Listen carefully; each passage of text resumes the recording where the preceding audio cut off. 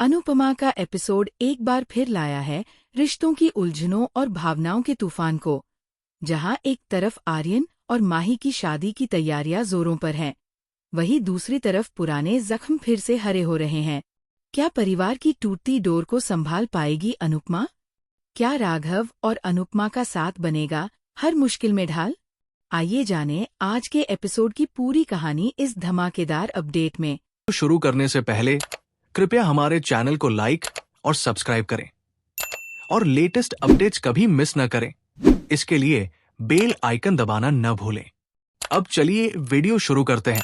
पराग वासुंधरा से बात करने की कोशिश करता है, लेकिन वासुंधरा उसे अनदेखा कर देती है। ख्याति सुलह कराने की पेशकश करती है, लेकिन पराग अनुपमा को हालात के लिए दोषी ठहराता है। वह कहता है कि उसने सिर्फ आर्यन की खुशी के लिए अपना रुख बदला।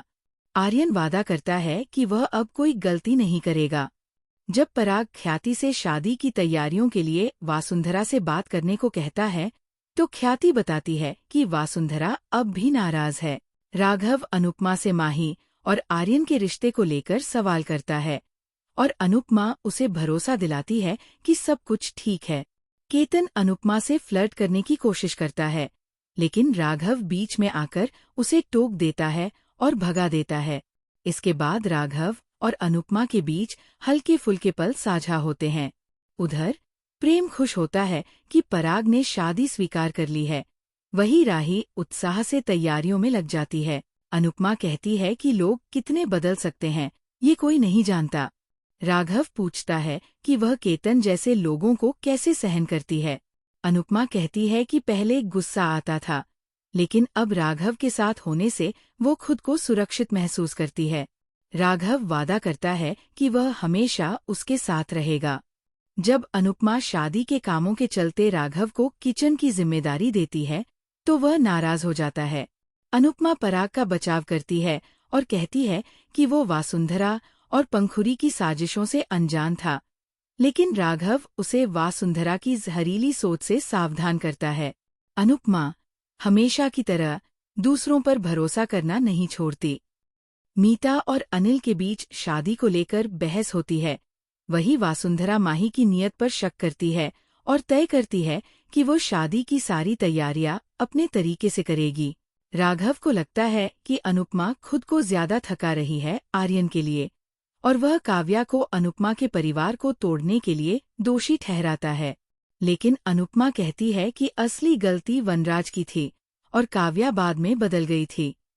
वह नहीं चाहती कि माही को अतीत की गलतियों की सजा मिले, और वह माही की खुशी को सबसे ऊपर रखती है।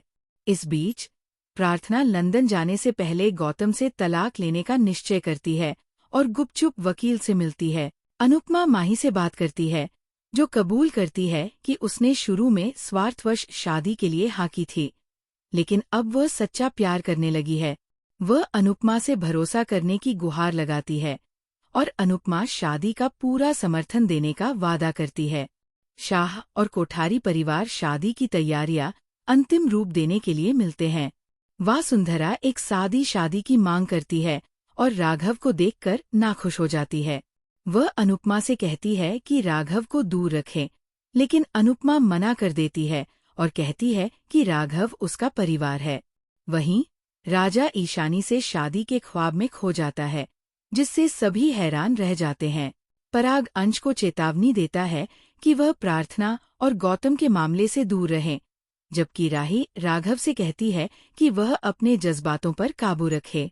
अनुपमा परिवार की ओर से माफी मांगती है। ख्याति मीता की मदद से शादी की तैयारियों में जुटती है और आर्यन, प्रेम और प्रार्थना की खुशियों की कामना करती है। मीता नोटिस करती है कि प्रार्थना खुश नहीं है और ख्याति दुआ करती है कि वह अपनी आवाज पाए। प्रार्थना अपने फैसले पर अडिग तलाक की प्रक्रिया आगे बढ़ाती है।